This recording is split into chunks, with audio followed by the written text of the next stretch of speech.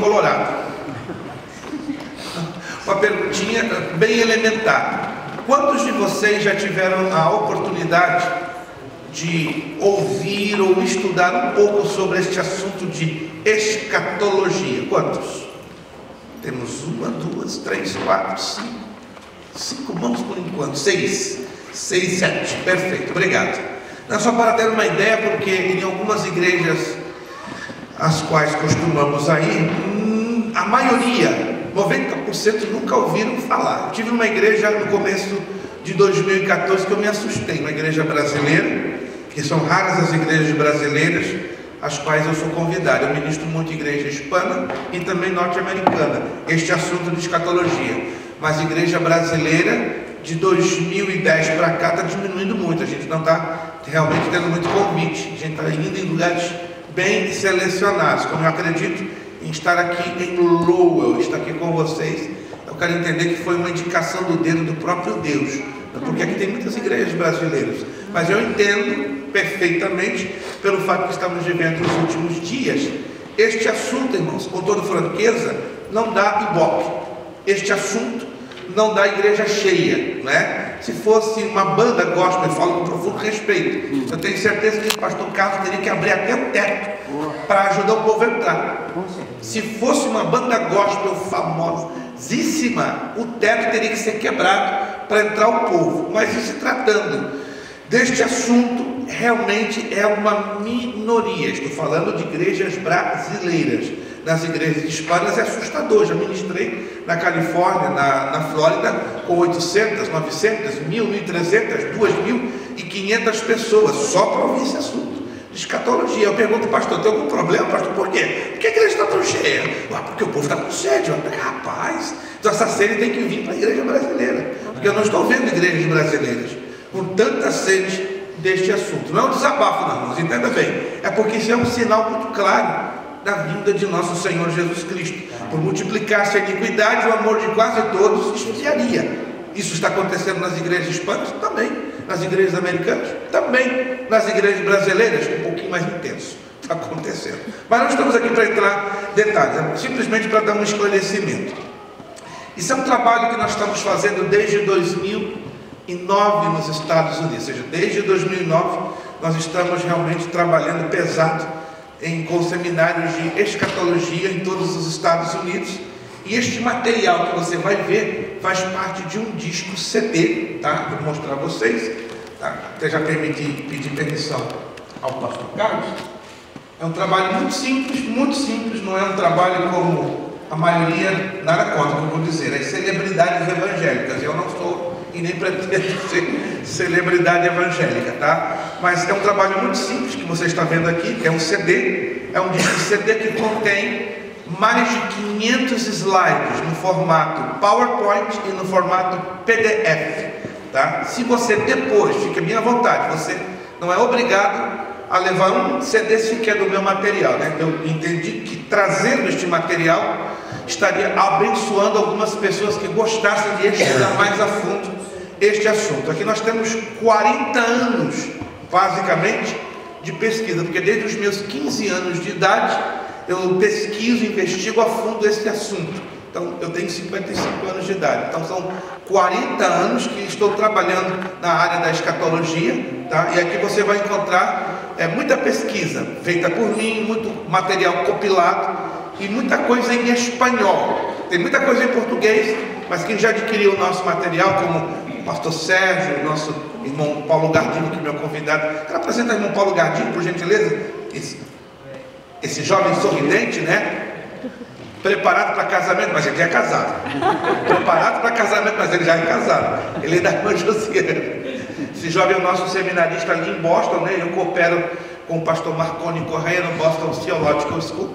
Então ele veio nos acompanhando e nos abençoando com a sua presença. Então esse material, essa atualização foi feita em 2014, 12 de abril. Isso quer dizer que de 12 de abril de 2014 até a presente data, muita coisa aconteceu, está acontecendo. Inclusive amanhã eu vou trazer uma atualização, né, que não está dentro do CD. Mas quem adquirir o CD, é simples, você me dá o seu correio eletrônico, que eu te mando a atualização de maneira gratuita, porque ela é uma extensão desse CD, só que ela não pode ser colocada dentro do CD, porque este material já está fechado, entendeu? Ele foi feito em agosto de 2014, e eu não tenho previsão de ter uma 7ª edição. Estou esperando patrocinadores. Eu tinha 2 patrocinadores, eu estou esperando, se Deus assim me permitir, entre junho e agosto deste ano, lançar a 7ª edição, que vai ter o quíntuplo da quantidade de slides que possui aqui. Vamos então começar para você entender. Este é um relógio, não é? É um relógio analógico. Por que ele é analógico? Porque ele não tem números no sentido digitalizado. Ele tem os ponteiros e os números em algarismo romanos. Muito bem, vamos visualizar este relógio da seguinte forma: 6.000 anos de história em um relógio. Então a história humana, ela está toda resumida neste relógio. Analise com atenção e me acompanhe. Dentro desse relógio você vai ver que eu começo na hora 0 e termino à meia-noite. Perfeito. Ou seja, eu começo à meia-noite e termino meia-noite. Observe que a cada 1 hora que passa nesse relógio corresponde a 500 anos da história humana. Mas qual é a importância desse relógio? Analise comigo com muita atenção e você vai ver o caminhar dos acontecimentos a nível do arrebatamento da igreja. Deixa eu perguntar para você, de repente eu estou falando uma igreja, não sei, por isso que eu estou aqui para saber, que não acredita no arrebatamento mais da igreja. Eu conheço em Boston 6 a 7 pastores de grandes igrejas, escute, que não acredita mais no arrebatamento da igreja. Você acredita ainda no arrebatamento da igreja? Amém. Pastor Carlos, olha aqui, meu coração estava assim. Sério, irmão? Eu já ministrei numa igreja que o pastor não acreditava mais. Ele cria durante 35 anos no arrebatamento, mas por azar meu, entre o convite, o momento do convite, o momento que eu cheguei na igreja, um louco se cruzou no caminho dele e convenceu ao pastor que não existia arrebatamento. E o pastor se esqueceu de me avisar para cancelar o evento. Aí eu cheguei, rapaz, foi difícil. Ele chegou assim para mim: pastor, perdão, eu esqueci o quê? De cancelar o evento. Eu falei: qual o problema? O problema está em mim? Pastor, em parte está do senhor. Por quê? O que eu fiz de errado? Deu algum mau testemunho? Alguém me caluniou? Não, pastor. É porque eu fui finalmente liberto da minha cegueira e da minha idiotice espiritual. Aí ele me deixou preocupado. Como assim? É porque eu conheci um obreiro, um homem de Deus, e ele me convenceu na Bíblia que não existe arrebatamento da igreja. E o senhor acreditou? Claro. Ele me deu 98 versículos bíblicos provando que não existe arrebatamento, que é um fruto da fantasia, um conto de fadas. Eu me encolhi. Devagarzinho, dei 3 passinhos para trás, peguei meu material, peguei minha Bíblia. Respeita a sua colocação. Fui embora. Fui triste. Fui realmente triste. Tinha muitas pessoas na igreja, claro, para um outro culto, que não seria, na verdade, o culto que eu participaria ministrando. Mas por que eu digo isso? Quantas igrejas estão não mais acreditando no arrebatamento? Mas eu me alegro que você ainda acredita na segunda volta do Senhor Jesus. Graças a Deus. Aleluia. Vou para casa alegre. A hora 0, vamos colocar como o tempo da criação humana. E isso aconteceu aproximadamente entre 20 a 25 milhões de anos. Eu não vou entrar nos detalhes, mas entre Gênesis 1 e 1 e Gênesis 1 e 2, segundo a própria ciência, isso já é comprovado. Bíblia e ciência fazem um tremendo de um bom casamento, tá? Entre Gênesis 1 e 1 e Gênesis 1 e 2 transcorreram um lapso de tempo de aproximadamente 15 milhões de anos. De Gênesis 1 e 2 até os nossos tempos, coloque 20 milhões de anos. Entre Gênesis 1 até os dias de hoje, 35 milhões de anos. Nós vamos trabalhar com a criação ou com a recriação. 20 milhões de anos no passado. Ei, onde você estava 20 milhões de anos? Eu não tenho a mínima ideia onde eu estava. Em algum lugar, mas estava pelo menos no coração e no projeto de Deus de existir. E você também, graças a Deus por isso. Mas há 20 milhões de anos se deu a recriação ou a criação, porque ela marcou o início da história humana. 50 minutos depois deste evento, isso nesse relógio, entenda de bem, tá? É só para efeito ilustrativo, se deu a morte de Adão. Adão, segundo a Bíblia, morreu com 930 anos de idade. Muito bem, 1h50 depois da morte de Adão, se deu o dilúvio. Aí é a hora 3, em torno de 2500 a.C. As datas também são de efeito ilustrativo, porque se você analisar alguns eventos históricos, algumas datas historicamente não se encaixam, porque se você consultar um livro de história e confrontá-los com essas datas, vão ver algumas pequenas diferenças ou discrepâncias. Muito bem, 1 hora depois, neste relógio, na hora 4, é a chamada de Abraão, que se dá em torno de 2000 a.C. 1 hora à frente, a hora número 5, se dá o Êxodo, 1500 a.C. Você está acompanhando? Cada hora corresponde, no calendário humano, 500 anos de história. Está entendendo? Estamos na mesma página? Yes. Amém? Eu não quero ninguém fora dessa página, porque dá complicação. 1 hora depois, na hora 6, Davi sobe o trono como segundo rei do Israel unido. Lembre-se que Israel teve 3 reis do Israel unido: Saul, Davi e Salomão. Depois de Salomão, o reino se divide em reino do norte, Samaria, e o reino do sul, Judá, cuja capital foi Jerusalém. Me acompanhe, saímos na hora 6, vamos para a hora 7. Passam-se 500 anos, inicia-se o ministério de Daniel, o profeta. Na hora 8 é o tempo do nascimento de Cristo. Alguns historiadores colocam que Cristo nasceu no ano 0 ou no ano 1, mas a história conseguiu vários documentos nos últimos 15 anos que comprovam que Cristo nasceu em 4 antes de Cristo, no dia 2 de abril, e morreu no dia 6 de abril do ano 29 depois de Cristo. E pastor, só sabe disso? Vai em qualquer livro de história. Se você não tem o livro de história, o Google já tem essa informação. Dr. Google tem tudo, ou quase tudo, ok? Vamos lá. Cristo então, na hora 8, nasce.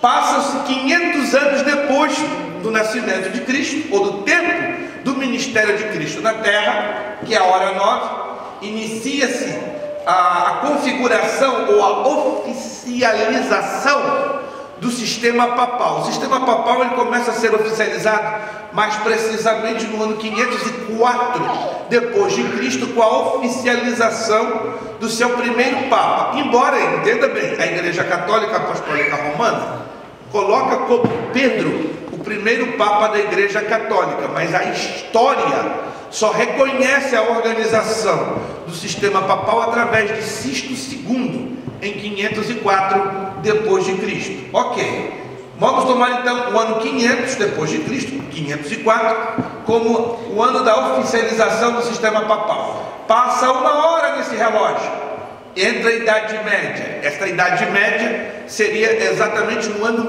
1000 depois de Cristo, o tempo em que a Bíblia ela é proibida de ser lida pelas pessoas comuns do povo. Em outras palavras, somente os sacerdotes, somente os padres, os curas, os bispos e papas tinham acesso à leitura da Bíblia. O povo normal, o povo comum, o povo que não tinha uma graduação teológica, mesmo acadêmica, ele foi completamente proibido de fazer a leitura da Bíblia. Por isso que a Idade Média é chamada também a Idade das Trevas. 1 hora depois, na hora 11, se dá a reforma. Você vê aqui 1500, para efeito de arredondamento. Mas Lutero protagonizou a reforma protestante na cidade alemã de Wittenberg em 31 de outubro de 1517. Agora nós mudamos o tempo. Percebam que desde que começamos aqui do dilúvio, seguindo este relógio, o tempo é contado em 1 hora. E cada hora deste tempo corresponde a 500 anos na história humana. Confere? Amém. Cada hora que passa nesse relógio, a partir do dilúvio, correspondem a 500 anos da história humana. Estamos certos nisso? Sim. Perfeito. A partir de 1157, começa a mudar. Já não estamos com 1 hora, estamos agora com 57 minutos. E olha só, o ano que cai é 1798. Por que este ano? E por que aqui estamos falando tempo do fim? Nesta época, mais precisamente 1740, William Carey foi o primeiro europeu a lançar as primeiras missões europeias dentro do continente asiático, mais especificamente dentro da Índia. 58 anos depois, 58 anos depois, em 1798, as missões europeias na China e na Índia e na Indonésia atingem o seu ponto máximo. O que isto quer dizer? Nunca os europeus evangelizaram pesado na Índia, na Indonésia, na Índia, como nesses anos de 1740 a 1798. Eram tremendos os avivamentos na Inglaterra, na França, na Holanda e na Alemanha, por causa do mover de Deus para despertamento das igrejas para fazerem a obra missionária no continente asiático. Jesus batizava com o Espírito Santo, salvava, libertava e preparava aquelas pessoas transformadas e salvas, e elas iam para missões. Daí a igreja nesses países começou a entender: se está acontecendo este avivamento, é porque é o tempo do fim. Então a igreja, pelo menos em alguns países da Europa, as igrejas mais envolvidas com missões, tiveram a literal impressão que era o tempo do fim. Não, Jesus vai vir a qualquer momento, porque houve missões no continente asiático. Ok. 1 minuto depois deste tempo do fim, 11:58, cai o ano de 1844. Este ano ele é muito importante para uma seita, para a Igreja Adventista do Sétimo Dia. Alguém já ouviu falar da Igreja Adventista do Sétimo Dia? Esta igreja tem como uma mulher, uma fundadora, chamada Ellen White. Alguém já ouviu falar de Ellen White? Ellen White é a fundadora da Igreja Adventista do Sétimo Dia. Eles são muito organizados, tem um sistema de coral, de música, são tremendos. Agora, lamentavelmente, eles são uma seita, ou seja, eles têm alguns preceitos judaizantes, como não comem carne de porco, guardam o sábado e observam ao pé da letra o Antigo Testamento. Se fosse isso, tudo bem, não seria tão complicado. O problema deles é que eles valorizam os escritos de Ellen White acima deste livro, a Bíblia Sagrada. Então, a Bíblia está abaixo de todas as palavras, de todos os dizeres e de todas as profecias de Ellen White. Aí cai no problema. Em 1844, Ellen White teve uma revelação: Jesus vai vir neste dia e hora. O que o povo fez? Desesperado, começou a se preparar. Ela marcou a dia e hora. Isso era final de janeiro de 1844. O povo reunido em todo o mundo. Jesus veio? Não. Aí perguntaram à senhora White: senhora White, o que aconteceu? Erro meu de cálculo. Tranquilo, Jesus agora está marcado para voltar dia 21 de maio. E o povo todo se agita. 21 de maio de 1844, Jesus vai voltar. Chega na véspera, o povo enche as igrejas adventistas do mundo inteiro. Jesus vai voltar amanhã, às 2 horas da tarde, 21 de maio de 1844. Me pergunte aí, Jesus voltou nessa data? Não. Aí foram em cima da senhora White: ei, senhora White, de novo, o que aconteceu? Muito sem graça, segundo os historiadores. Errei de contar numa fase da lua. Agora eu vou acertar. 18 de dezembro de 1844. Prepare-se! O povo se agita, corre para lá, corre para cá. Alguns já duvidaram: se a mulher errou 2 vezes, quem garante que ela não vai errar a terceira? Chega 18 de dezembro de 1844. Você aí, está curioso? Me pergunte: Jesus voltou? Não. Voltou? Não. De jeito maneira. Imagine a carinha da senhora Ellen White. Diz a história que ela ficou tão constrangida que ela teve uma saída pela tangente. Lembrei-me, esta revelação não é para agora. Interpretei corretamente o texto do grego koiné. Que argumentação estranha. Mas este ano foi conhecido como juízo investigativo, porque por 3 vezes se preveu a volta de Jesus e por 3 vezes não aconteceu. Passa-se 1 minuto nesse relógio. Estamos aonde? Que horas? 12h59. E o que mais chamativo você vê ali? Nossos dias. Agora. São os dias que eu e você estamos vivendo. A volta de Jesus, ela está a que distância dos nossos dias neste relógio? Alguém pode me dizer? 1 minuto. 1 minuto. É um relógio imaginário, eu sei, irmãos, mas preste atenção. 1 minuto. Pastor, o que o senhor quer me dizer? O que estou lhe querendo lhe dizer é isto aqui, Graças a Deus, eu e o irmão Paulo chegamos aqui. Mas eu falei com minha esposa, como sempre eu saio de casa para ministrar a palavra, quando ela não pode me acompanhar. Meu amor, o negócio é o seguinte, meu filho até já fica quieto, abaixa a cabeça, coloca a mão assim, já para receber a oração. Sabe o que a minha família disse? Eu sei que tu está saindo. Agora, se você vai voltar, eu não sei. Se você não voltar, maravilha, já sabemos aonde te encontrar. Aleluia, glória a Deus. Eu cheguei aqui, irmãos. Agora, irmãos, isso é sério. Eu não sei se eu vou sair daqui hoje. Que isso, pastor? O senhor não vai morrer? Não estou falando disso. Se eu morrer, amém. O ganho é meu, eu vou para a glória. Mas se eu não sair daqui, irmãos, a minha oração, que eu saia daqui bem acompanhado de vocês, amém, para o arrebatamento. Amém. Acho que você não está entendendo, irmão. Alô, escute. O negócio está tão próximo. Está tão próximo. Está tão próximo. Está tão próximo de acontecer. Irmãos, o arrebatamento, escute, isso vai te soar estranho. Não vai ser surpresa lá no mundo. A surpresa vai ser aqui dentro. A surpresa vai ser no meio das igrejas. Igrejas inteirinhas com seus pastores, vão ficar.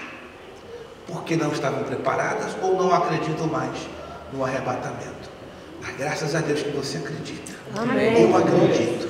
Por isso não esquente a cabeça. Se amanhã não tiver seminário de escatologia, vai ter coisa melhor. Nós já estaremos já na presença do nosso glorioso Senhor Jesus Cristo. Se eu não voltar para casa, não preciso nem pegar no celular para avisar minha família. Minha família já sabe, vou encontrar com o papai lá com o Pai Celestial. Se você não chegar de volta na sua casa, não se preocupe de se comunicar com a sua família não, porque ela já está, eu quero acreditar que ela já está sabendo que daqui você sobe para as mansões celestiais. Agora vai ter a surpresa de aqueles que não estão nem aí.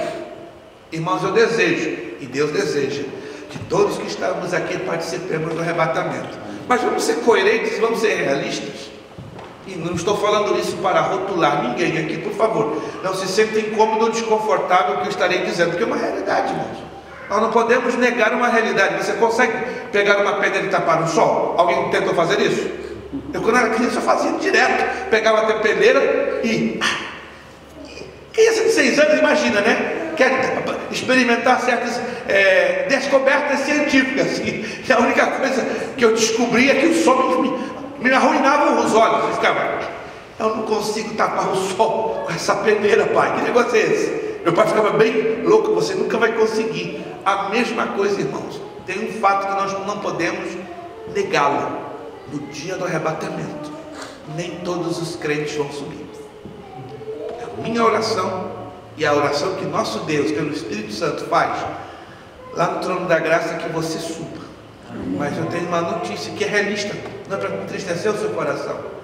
Nem todos que estão aqui hoje, aqui, pastor Carlos, melhor do que ninguém como pastor de vocês, sabe, não é porque ele é o seu pastor e pode julgar a você, porque nenhum de nós temos essa condição. Quem conhece aqui dentro é só um, mas ele como pastor tem consciência que infelizmente nem todos que estamos aqui vão subir, mas podemos lutar de tal maneira que aqueles que talvez olhem para dentro de si e cheguem à conclusão: eu estou devendo lá no cartório do céu.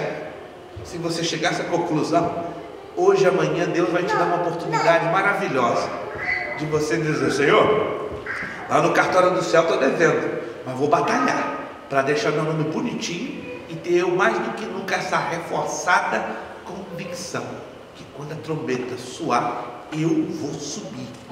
Nada e ninguém vai me segurar nessa terra. Amém, queridos? Amém. Vamos avançar um pouquinho. Essas são as coisas que em breve vão acontecer. Essa é a trajetória da escatologia. Todo o plano dos acontecimentos dos últimos dias. Alô? Esse é o mapa. Está todinho aqui. Os tempos do Antigo Testamento até a cruz, é o momento da crucificação do Senhor Jesus Cristo. 3 dias depois da sua morte, ele ressuscita. Depois, 10 dias, ele vai para os céus. 40 dias da sua ascensão, entra o dia de Pentecostes, ou seja, o Espírito Santo é derramado sobre a igreja que o esperava. Ali em Atos dos Apóstolos, capítulo 2, verso 1 ao 4.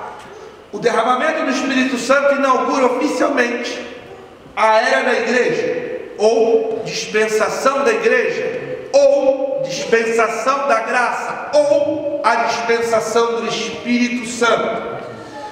Alguns anos depois da inauguração da igreja, ou da dispensação da igreja, a cidade de Jerusalém e seu templo são arrasados pelos romanos, isso em setembro do ano 70 depois de Cristo.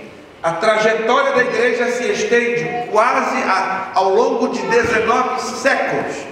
Em um momento da trajetória da igreja, que já dura 19 séculos de existência, vai acontecer um evento, um acontecimento. Alô? Que acontecimento é este, pastor? Vai sair em todos os jornais de todo o planeta Terra.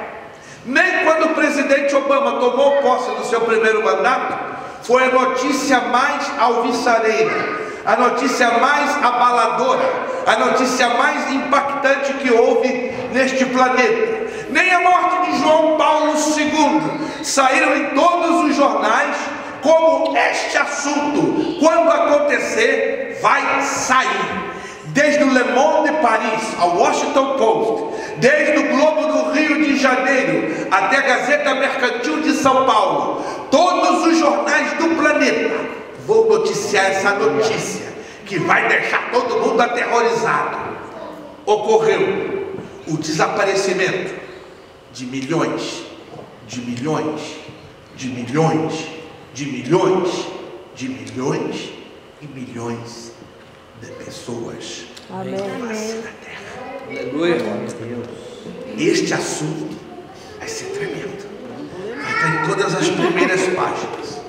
Tristemente, alguns crentes vão ter o dissabor de ler esse assunto e chorar quando peguem no jornal. E sabe o que vão dizer? Meu Deus, eu sabia de tudo isso, mas não esperava ter tamanha infelicidade de estar lendo na primeira página desse jornal e eu estar simplesmente fora deste acontecimento. Não vai ser tão frustrante isso para tantos crentes? Mas eu não quero, Deus também não quer que você tenha a oportunidade de pegar um jornal. Cubra essa notícia pela sua primeira página. Deus e eu queremos que você não seja apenas um leitor, mas um protagonista deste tremendo acontecimento. Amém. Que será o arrebatamento. Oh, glória. Amém. A igreja primitiva esperou o arrebatamento. A igreja na Idade Média esperou pelo arrebatamento. A igreja da Reforma Protestante esperou pelo arrebatamento. A igreja missionária na Europa no século XVIII esperou ardentemente este arrebatamento. Quando o Espírito Santo voltou a ser derramado de novo ali em Topeka, Kansas, nos princípios do avivamento neste país, ou no Brasil, quando o avivamento pentecostal alcançou o Pará em 1911, a igreja estava esperando o arrebatamento. Hoje não é diferente. A iniquidade chegou ao ranking fantasticamente alto. Se eu disser para você, quantos na face da terra estão esperando pelo arrebatamento? Segura o queixo aí, para não cair debaixo dos teus pés. Menos de 10% dos crentes na face da terra. 8,23%, para ser mais exato. Foi feita uma pesquisa em 2012 do percentual de crentes que estão esperando o arrebatamento da igreja. 8,23%. Irmãos, por multiplicar-se a iniquidade, o amor de muitos se esfriará, mas você está dentro dos 8,23. Eu estou dentro dos 8,23. E vamos orar para Jesus aumentar esse percentual, porque eu não aceito. Quando eu li essa pesquisa, eu fiquei chateado, fiquei bronqueado. Não, começa a sacudir o teu povo na face da terra, levanta para 20% pelo menos, porque 8,23 é negócio feio demais. Vai ser arrebatado um grupo pequeno demais. Aí vem um texto da palavra de Deus: muitos são chamados, mas poucos os escolhidos. No original do grego koiné faz sentido. Muitíssimos são chamados, mas muitíssimo poucos serão os resgatados. Aí fiquei triste, meu Deus, vai ser assim? Pouca gente, e é um fato, pouca gente realmente, por essa pista que Jesus dá, vai participar do arrebatamento. E o arrebatamento pode acontecer hoje. Quando ocorreu o arrebatamento, escute, a igreja, Jesus Cristo não toca a terra, somente a igreja que vai vê-lo. O mundo não vai vê-lo nessa ocasião. No momento que a igreja ela é retirada da terra, Jesus se encontra com a igreja nos ares. Jesus introduz a igreja numa área das regiões celestes, supostamente entre o segundo e o terceiro céu. Como é que eu sei disso? Através dos escritos do apóstolo Paulo, a 1 de Tessalonicenses e 1 de Coríntios capítulo 15.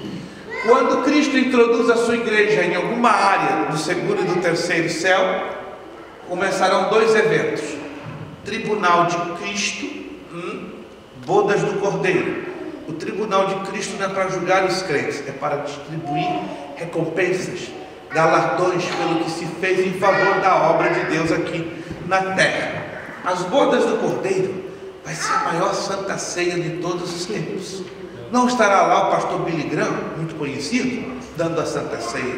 Não estará o pastor Carlos Gomes, com a sua juventude e simpatia, ministrando esta santa ceia. Não estarei eu como pastor, não estará nenhum pastor humano ministrando a santa ceia nas bodas do Cordeiro, mas estará Jesus Cristo, aleluia, o que morreu na cruz do Calvário, o que derramou o seu sangue precioso. Imagina essa santa ceia com Abraão, Isaac, Jacó, Moisés, Estevão, que foi apedrejado sem dar uma palavra de maldição aos seus algozes e carrascos. Gente, nós vamos ver povo que a gente leu nas linhas, nas páginas bíblicas. Você vai rever amigos que passaram para a eternidade.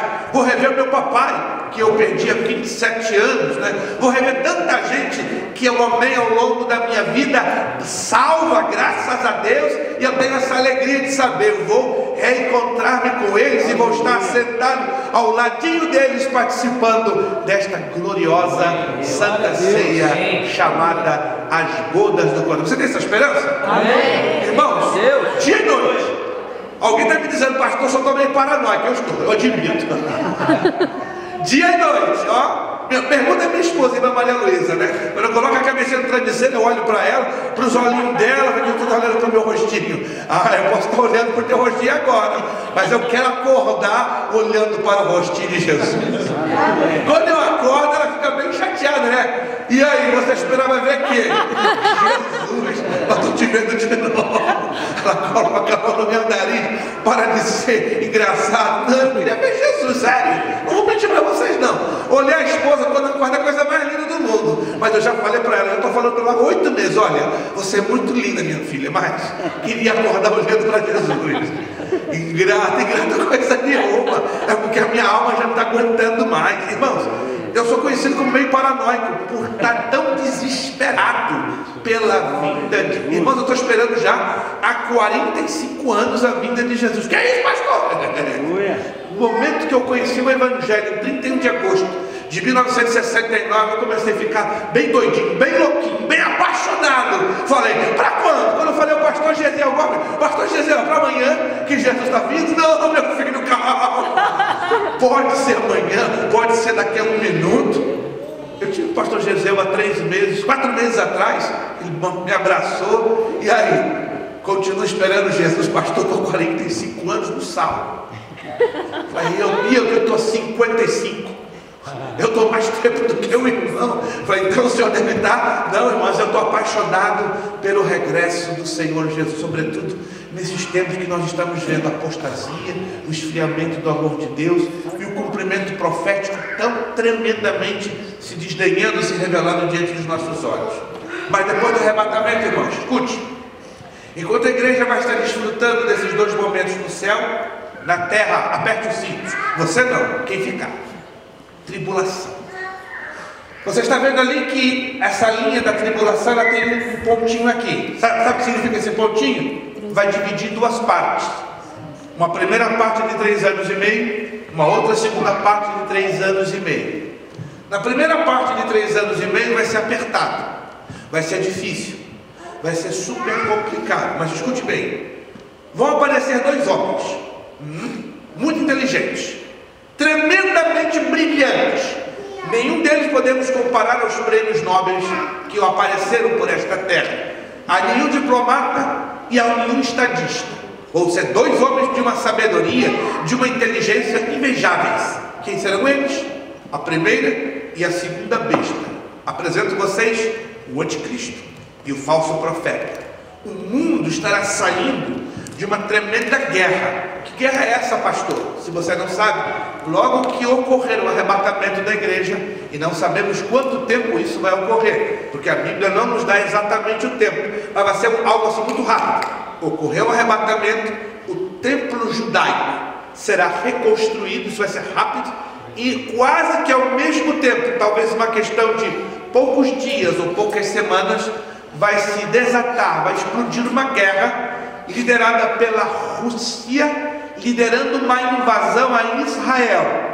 Ao lado da Rússia estarão a Alemanha, a Líbia, a Etiópia, a Turquia e várias outras nações. Pastor, como é que o senhor sabe disso? O senhor tem bola de cristal? Eu não tenho bola de cristal, mas eu tenho a palavra de Deus que me mostra. Ezequiel capítulo 38 e capítulo 39. Gog e Magog, que vão marchar nos montes de Israel. Está lá, capítulo 38 e capítulo 39. Gog e Magog, sabemos, é a Rússia. Aí você vai ver a lista das nações que vão estar acompanhando a Rússia. Só para refrescar a sua memória. Quem já ouviu falar de Vladimir Putin? Alguém já ouviu falar de Vladimir Putin? Primeiro-ministro da Rússia. Ele foi presidente da Rússia. Agora é Dmitry Medvedev, que é o presidente da Rússia. Mas, pasmo, Putin está preparando um golpe de Estado. Ele vai fechar o Kremlin, o parlamento russo. Isso vai acontecer coisa de semanas a poucos meses. E ele vai absorver todo o país. Isto é, ele vai expulsar a Medvedev como presidente da Rússia. Ele vai ser o presidente da Rússia e o primeiro-ministro. Mas peraí, isso é um golpe de Estado? Claro, isso é um golpe de Estado. Putin vai ser o ditador absoluto da Rússia. Vai trazer de volta a Rússia ao comunismo. E eu vou provar a você que isso já está para acontecer. Analise que Putin está fazendo alianças. Escute, recentemente Putin fez uma aliança com a Alemanha através de Angela Merkel. Alguém já ouviu falar disso? Não? Analise, vai lá no Google, vai lá nas notícias. Putin fez uma aliança com a Turquia. Putin fez uma aliança com os etíopes. É isso? Com a Líbia. Analisa bem. Todas as alianças econômicas e militares. Se você não sabe, a Rússia já está há 15 anos olhando para Israel com olhos ambiciosíssimos. Por quê? Vou dizer para você por quê. Porque Israel é a nação mais rica do planeta. Como é que é, pastor? Vou repetir. Israel é a nação mais rica e mais poderosa do planeta. Só para você ter uma ideia. Debaixo do leito do Mar Morto. Alguém já ouviu falar do Mar Morto? É o ponto líquido mais salgado do planeta. Se você joga um tanque de guerra, bum, no Mar Morto, como é que faz? Ele naufraga, afunda? O que acontece? Flutua. Que é tanto sal, tanto sal, tanto sal. Debaixo do Mar Morto. O Mar Morto é a maior depressão do planeta. Você vai lá no mapa e descobre que o Mar Morto está a 390 metros abaixo do nível do mar. 115 metros aproximadamente abaixo do leito do Mar Morto. Escute, está sentado? Você está sentado. Tem jazidas minerais de valores incalculáveis. Jazidas de petróleo cru. 30, 40% de melhor qualidade do petróleo exportado pela Venezuela e dos países árabes. Jazidas de petróleo que dariam a autossuficiência de petróleo para Israel para os próximos 250 anos. O que, pastor? Jazidas de manganês, tungstênio ou wolfrâmio, que é o metal mais flexível e mais duro. Jazidas de diamante, jazidas de turmalina, água marinha, topázio, ônix, berilo, jazidas de prata pura na qualidade 90.5, e a qualidade mais alta que existe nas jazidas de prata não ultrapassa a 70.3. Israel está montado em cima de um tio Patinhas, de uma caixa forte de riquezas, calculadas há 6 anos por uma empresa de escavações arqueológicas privada, e essa notícia vazou há 6 anos na internet, e o governo de Israel confiscou essa notícia, tanto que você não vai encontrar nem no Google, porque o governo de Israel confiscou. Eu tenho uma nota que eu ainda consegui imprimir há 6 anos atrás. As jazidas de minerais, de tudo isso que eu acabei de falar, estão estipuladas em, olha o número, 897 hectilhões de dólares. Como é que é? Não é milhões, não são milhões. Alô? Não são milhões, não são trilhões, não são quatrilhões, não são quintilhões, não são sactilhões, não são hexilhões, não são hepta, 7 vezes bilhão. Para refrescar um pouquinho a sua memória, essas riquezas é exatamente o valor da dívida interna dos Estados Unidos multiplicado por 1268. É a riqueza, o produto interno bruto americano multiplicado por 2377. Pega a riqueza, o produto interno americano, e multiplica por 2377. É a riqueza que existe debaixo do Mar Morto em Israel. Israel é a nação mais rica do planeta, e a Rússia está lá. Eu vou ser a mais poderosa, a mais rica, mas a Escritura diz que Deus vai enviar fogo do céu no momento da invasão da Rússia, e os russos e os seus aliados vão jazer mortos nos montes de Israel. Tamanha vai ser a destruição do próprio Deus. Escute, estou dando detalhes para você entender isso. Tamanha vai ser a destruição de Deus sobre a Rússia, que os seus corpos tomarão 7 meses para serem sepultados, e tamanhos serão os despojos das armas, que se tomará 7 anos para sepultar os despojos das armas da Rússia e dos seus aliados. Ou seja, todo o tempo da grande tribulação, Israel vai estar sepultando armas, e 7 meses Israel vai estar sepultando corpos devido à destruição. Nisso o anticristo vai vir à tona. Vai haver uma agitação geral do planeta. O que está acontecendo? Então todos vão acusar Israel pela morte da Rússia e dos seus aliados, e aí vai ter uma convulsão internacional. E quem entra no cenário para trazer o quê? A paz e a concórdia? A primeira besta, o anticristo. Aí os primeiros 3 anos e meio, este homem, junto com o falso profeta, vai fazer uma propaganda tremenda. Escute, irmãos, escute. Vai ter prosperidade nos 3 primeiros anos e meio da grande tribulação. Raciocine comigo. Quando a igreja for arrebatada, milhões de casas vão estar vazias. Milhões de contas bancárias não vão estar sendo mais reivindicadas pelos seus donos. Milhões de lugares de trabalho vão ficar vazios. Um irmão de uma igreja, alguns meses atrás, é verdade, pastor, eu vou ter 10 vezes meu esquete de casa, porque a boba daquela irmã já terá sido arrebatada e vou pegar o esquete dela. Eu falei, tá repreendido, carne. Ela deu um sorriso, irmãos, é sério, ela deu um sorriso. Uau, então a Amanda vai estar fora do páreo para pegar todos os esquetes dela. Não, mais do que isso, eu vou, irmãos, isso é sério, eu ouvi com esses ouvidos que a terra não vai tragar, não, vai para o arrebatamento. Eu vou ter a casa dela. É uma casa de 3, eu conheço essa casa, tem 3 andares na Grande Bosta. Irmãos, eu gelei, a esposa do pastor, para piorar. Eu falei, uau. Irmãos, vai ter prosperidade. Eu conheço pastores que defendem essa ideia. Não, depois do arrebatamento, irmãos, vai ter carro na garagem, vai ter conta bancária, vai ter prosperidade, irmãos. E algumas igrejas, amém. Você não acredita, mas eu já ouvi cada loucura. O irmão Paulo está me acompanhando muito nessas viagens. Ele vai se assustar com algumas coisas bem sérias que eu tenho ultimamente junto com meu filho ouvido. Mas, irmãos, vamos ser sinceros, 3 anos e meio de prosperidade, só 3 anos e meio, será que vale a pena? Porque nós passamos a eternidade prósperos com Jesus nas mansões celestiais. Mas tem gente que vai literalmente vender a sua alma. Não se assuste. Minha oração é que todos aqui subam. Depois dos 3 anos e meio, o anticristo vai quebrar o pacto com os judeus, vai pegar uma porca e vai sacrificar dentro do templo judaico no Santo dos Santos.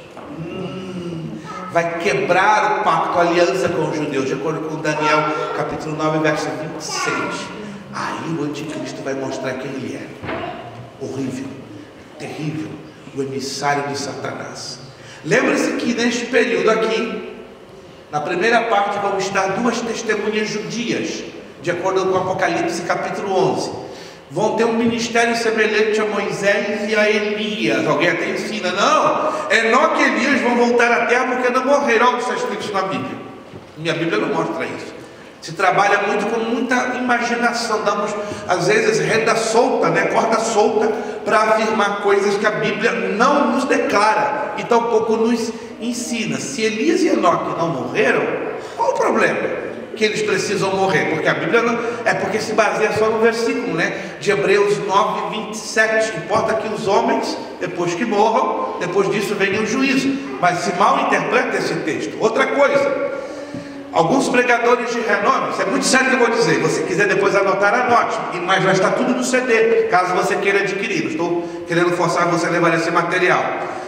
Tem pregadores de renome que tomam o púlpito, escute, prega o seguinte: Jesus só vai vir depois que o evangelho for pregado em todo mundo. Já viram isso? Mas não tem base bíblica. Como não tem base bíblica, pastor? Estou lá, Mateus 24, 14. Esse evangelho do reino será pregado em todo mundo, então virá o fim. Evangelho do reino. Mas se esquece aí que tem 2 outros evangelhos. Como é que é? O evangelho da graça, o evangelho do reino e o evangelho eterno. Eu não sabia. Então vamos lá. O evangelho da graça começa a ser pregado pela igreja e termina no arrebatamento. É a igreja que prega o evangelho da graça, de acordo com Atos capítulo 20, versículo 1. A grande tribulação. Quem vai pregar o evangelho da grande tribulação? Primeira parte, as 2 testemunhas judaicas, o evangelho do reino. Segunda parte, os 144 mil judeus selados, 12 mil de cada uma das 12 tribos de Israel. Então quem pregará o evangelho do reino e na grande tribulação serão os judeus. Está isso claro no evangelho de Mateus, porque o evangelho de Mateus é toda a temática voltada para quem? Para os judeus, pelo evangelho do reino. E o evangelho eterno vai ser pregado aqui no finzinho da grande tribulação, por um anjo que Deus vai dar o privilégio de descer, sobrevoar a terra, quando a terra já tiver 75% de todos os seus sobreviventes depois do arrebatamento, mortos pelas grandes catástrofes, de acordo com o Apocalipse capítulo 14, versículos 6 e 7. Ok, quando o planeta já estiver para ser destruído através da batalha do Armagedon. Quantos ouviram falar da batalha do Armagedon? Uma batalha que vai acontecer. Lembre-se, na grande tribulação vão acontecer duas batalhas. No início, a batalha de Gog e Magog, Ezequiel capítulo 38, capítulo 39. A Rússia, seus 5 aliados, lutando para destruir Israel, mas a Rússia é quem sai perdendo. 7 anos depois, uma segunda batalha, a batalha do Armagedon, lá no vale de Jezreel. Vão vir lá do Oriente longe, do Extremo Oriente, Mongólia, liderada pela China, Coreia do Norte, Laos, Camboja, Indonésia, Vietnã, Tibete. Vão vir, vão se unir, porque serão os reis do Oriente. Está lá em Apocalipse capítulo 9, versos 16 e 17. A China vai liderar esse grupo. Eles vão atravessar os Himalaias, vão entrar através do Paquistão e do Afeganistão, vazando dentro da Turquia, e a Turquia jogando dentro da Síria, Líbano e Israel. Mas antes que eles cheguem em Israel, eles vão passar pelo rio Eufrates. Quem já ouviu falar que o rio Eufrates pode ser em 18 minutos completamente seco? Alguém já ouviu falar? Não? Se você não sabe, você pode até ir lá no Google. Já existem 39 comportas ao longo dos 2.620 quilômetros do rio Eufrates. Existe uma caneta como esta aqui, que basta um técnico apertar para o alto, ela emite um sinal via GPS, que ela fecha as 39 comportas que estão ao longo do rio Eufrates e desvia todo o curso desse maior rio do Oriente Médio e joga para dentro do rio Tigre. Isso é coisa da tecnologia, né? Desvia todo o curso, joga para o rio Tigre e em 18 minutos o rio Eufrates fica completamente seco. A Escritura diz que os reis do Oriente, quando cruzarem o Eufrates vai estar o quê? Seco. Hoje isso é possível? Mais do que possível. Irmãos, uma boa notícia: Jesus já está voltando. Amém. O que humanamente parecia impossível, hoje o cenário está todinho aberto. Ok. Do outro lado, os países do Oriente Médio, Arábia Saudita, Líbano, Síria, Irã, Iraque, vão se reunir todos. Aí vão se encontrar com os reis do Oriente. E eles vão se encontrar num vale chamado Vale de Jezreel, também conhecido como Vale do Megiddo, ou Vale do Armagedon. Serão mais de 400 milhões de pessoas que estarão ali dentro daquele vale. Um vale de 38 quilômetros de comprimento por 22 de largura. E eles vão marchar diante de quem? Da cidade de Jerusalém. Aí lá estará todos os canais de televisão conhecidos. Vai estar a CNN, vai estar a Rede Globo, a Band News, a TV5 de Paris, vai estar todos os canais de comunicação. A palavra de Deus, os dias vão ser angustiosos. Ao vivo, CNN transmitindo a destruição da cidade de Jerusalém. Nós vemos os tanques de guerra, tanto dos chineses, dos árabes, dos turcos. Jerusalém não tem saída. É hoje, gente, que todo mundo torcendo pela destruição de Jerusalém. É hoje, só um milagre para proteger, guardar, impedir a destruição desta cidade. Aí o repórter, bem animado, porque repórter às vezes, ele se vale da tragédia alheia para ganhar o seu pão de cada dia. Quem será que vai dar o primeiro tiro para arrebentar com o muro das lamentações? De repente, mais do que de repente, vai se ouvir um estouro. Alguém por alguns segundos vai pensar: alguém errou um tiro aqui embaixo na terra e saiu pela culatra. Está errado. O estrondo não vem aqui de baixo, vem lá de cima. Todas as câmeras então são mudadas para o alto. Surpresa para aqueles que lá na terra levantam a sua cabeça. Uma nuvem grande, enorme, brilhante, resplandecente. Sai uma pessoa cavalgando um cavalo branco no meio daquela nuvem brilhante. Todos na terra gritam: é um homem montado sobre um cavalo branco. Que é isso? E a situação fica mais estranha quando atrás daquele homem, eles aqui na terra estão vendo, tem um exército de gente vestido de linho puro resplandecente. Que é isso? Que é isso, meu Deus? Nisso, este homem montado sobre um cavalo apresenta sua coxa. Ela está desnuda e está escrito: Verbo de Deus. Enquanto isso, lá na terra, quando os judeus levantam a cabeça e vem aquela cena de Zacarias capítulo 12, versículo 11: e o Espírito do Senhor será derramado sobre o remanescente de Sião, e eles prantearão como se pranteia sobre o unigênito, porque dirão um ao outro: é Ele a quem os nossos pais transpassaram. O Espírito Santo vai ser derramado de uma tal maneira que eles vão reconhecer: Baruch atah Adonai Elohim Mashiach Hosanna B'Hainene Shalom Yerushalayim, que em traduzido é: bendito seja o Senhor Criador dos céus e da terra, bendito seja aquele que veio em nome do Senhor, bendito seja aquele que traz a paz para a nossa amada cidade de Jerusalém. Nisso aqui na terra, todos os olhos através de todas as câmeras de televisão estarão vendo quem? Jesus de Nazaré, regressando da glória, com a igreja glorificada. Nisso na terra, as nações que estavam com aquela vontade doida de acabar com Israel, uma a uma, colocam seus joelhos e reconhecem, e toda língua confessará, e todo joelho dobrado dirá: o Senhor Jesus é Rei, o Senhor Jesus é Rei. Jesus coloca os seus pés no Monte das Oliveiras, diante da cidade de Jerusalém, na altura da porta das ovelhas, porque segundo a história, quando Jesus entrou naquela sexta-feira, montado sobre um burrinho, a história mostra, ele entrou pela porta das ovelhas. Diz a história que antes da destruição de Jerusalém, um rabino direcionado por Deus disse: esta entrada está lacrada, porque por esta entrada o Messias voltará a entrar de novo. E diz a profecia de Zacarias que quando Jesus colocar os seus pés no Monte das Oliveiras, depois ele vai se dirigir à entrada das ovelhas, e vai se cumprir a profecia. O mesmo Jesus que anos antes passou pela porta das ovelhas,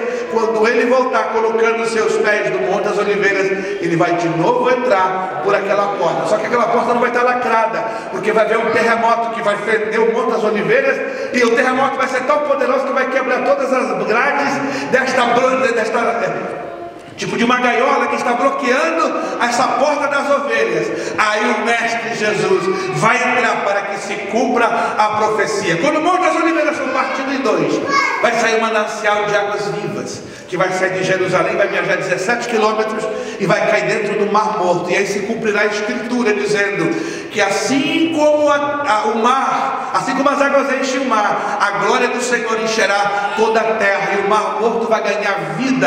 Essas águas vão cruzar o templo da tribulação, para que se cumpra Ezequiel capítulo 47. Então vai ter uma coisa tremenda, um terremoto que vai abrir um vale, chamado Vale de Josafá. Não existe, mas vai ser por ocasião do retorno de Jesus. Esse vale vai permitir com que Jesus faça o julgamento das nações. O que é isso? Como o templo judaico foi profanado pelo anticristo, diz a escritura que Jesus vai tomar 30 dias para limpar, para purificar o templo, e 45 dias Jesus vai tomar para julgar as nações que bem trataram e maltrataram a Israel na trajetória da grande tribulação. As nações bodes serão lançadas vivas no lago de fogo e enxofre, e as nações ovelhas vão entrar para reinar com Jesus. Lembrando que Satanás, antes disso, será preso, será algemado em cadeias espirituais no abismo por um período de 1000 anos. E entre o reinado de Jesus, 1000 anos, a maldição sobre a terra será removida. A vida humana se estenderá para centenas de anos. O cordeiro e o lobo e o leão dormirão e brincarão juntos. A criança brincará com uma serpente, porque a serpente vai ser o seu animalzinho de estimação. E só para concluir essa parte, porque o tempo já está indo embora, no milênio vão entrar três grupos de pessoas. Escute, no milênio estarão entrando 3 grupos de pessoas. Número 1, os glorificados e ressuscitados, que aqui vão ressuscitar os milhões que morreram desde o Antigo Testamento até o momento antes do arrebatamento, não é? Morreram na esperança do Messias. Então eles receberão o quê? Corpos glorificados, corpos imortais, corpos que não mais estarão sujeitos ao pecado, à maldição, e corpos que não terão necessidade de comer, beber ou dormir, porque serão corpos à semelhança do Senhor Jesus. Amém? Amém. Esses serão os glorificados. Nós que estivermos vivos receberemos esse corpo glorificado. Os que morreram receberão a ressurreição e consequentemente a transformação, recebendo esses corpos glorificados. Primeiro então grupo que vai entrar no milênio. Segundo grupo, os sobreviventes da grande tribulação. Vai ser um número pequeno, muito pequeno, que sairá vivo das catástrofes, das perseguições, e vai entrar vivo e aceitar o Messias Jesus para reinar com ele. Terceiro grupo, os que vão nascer no milênio. No milênio vai nascer gente. A diferença é que o pecado provocado por Satanás não se fará presente, mas o pecado original está aqui dentro, tanto que se requererá obediência e conversão ao Rei Jesus. Está lá no livro do profeta Zacarias, capítulo 13, que a nação que não subir a Jerusalém para levar as ofertas uma vez por ano para o Rei Jesus, sabe o que o Rei Jesus vai fazer? Ele vai bloquear o envio de chuva sobre aquela nação como juízo. Que nós vamos ler isso amanhã com maior detalhe. Está lá em Zacarias capítulo 13, no capítulo 14. Vai ser um reino perfeito, maravilhoso, mas Jesus vai governar com o quê? Com vara de ferro. Quando terminarem os 1000 anos, pertinho, Satanás vai ser solto. Aí vai se dar a batalha de Gog e Magog 2, né? Porque Satanás vai vir e vai criar uma rebelião, vai seduzir muita gente para tirar o Rei Jesus do trono de Jerusalém. Aí vai vir fogo do céu e vai pegar todo esse povo e jogar no lago de fogo. Imediatamente a esta batalha, com a exterminação, na verdade, Satanás não vai ser exterminado, vai ser enviado para o lago de fogo, juntamente com os rebeldes, vai se instituir o trono branco. Aí vão ressuscitar, desde lá no Antigo Testamento, todos os mortos ímpios que não aceitaram o Messias e nem Jesus, eles vão ressuscitar aqui, diante do trono branco. 3 livros vão ser abertos: o livro da vida, o livro da vida do Cordeiro e o livro das obras. E diz a Bíblia que o que não for encontrado no livro da vida será lançado no lago de fogo e enxofre, que é a morte definitiva, ou Geena. E depois disso entrarão os novos céus e a nova terra. Ufa, pastor, é tudo isso? Não, eu só estou dando. Você conhece canapé? Quem conhece canapé aqui? Canapé, alguém já comeu canapé? É gostoso no mundo, né? Só que eu estou dando a vocês 1/20 da cabeça da azeitona. Pega uma azeitona e divide por 20. Pensa na maior azeitona ou na menor. Vai cortando até a 20ª parte. Então hoje eu estou dando só a cabeça no canapé. Nós nem chegamos ao queijo, nem chegamos ao presunto.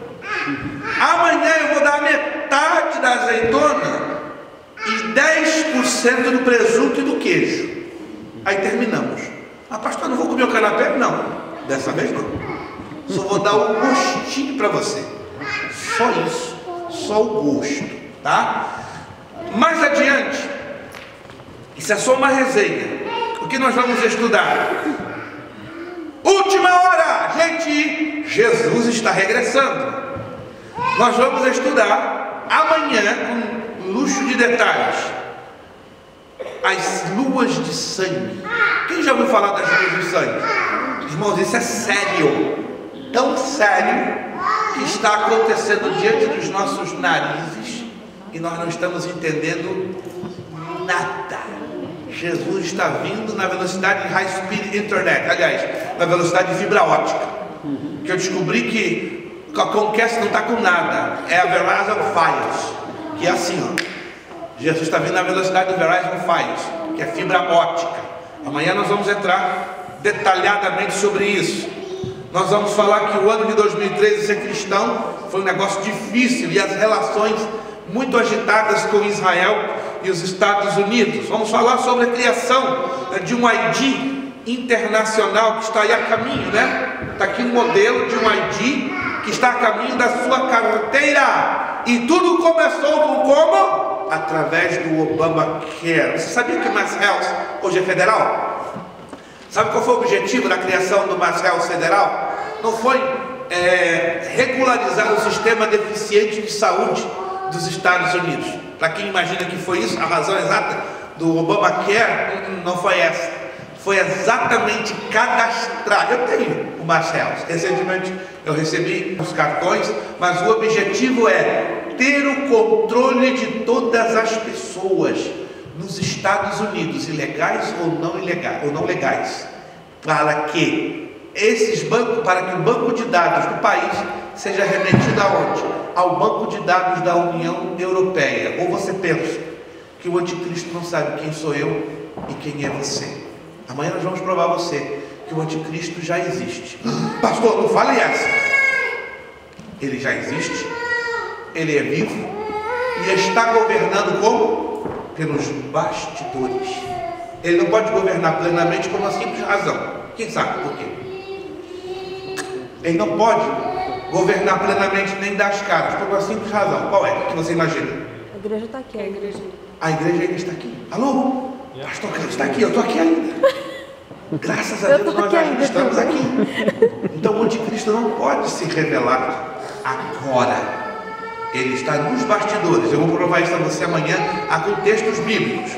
Outra coisa interessante, vamos falar um pouquinho da crise na Ucrânia. Ei, pastor, o que está vendo? A crise na Ucrânia tem alguma coisa com arrebatamento, com a grande tribulação, tem tudo a ver. Você está vendo a visão desse probleminha que ocorreu na Ucrânia, que a Rússia está tentando colocar a colher e fazer um problema enorme. Aí o homem. Esse é o cara. O homem forte da Rússia. Está ele forçando os primeiros passos da futura batalha de Gog e Magog de Ezequiel 38. Não estaria forçando, ele está fazendo por permissão de Deus.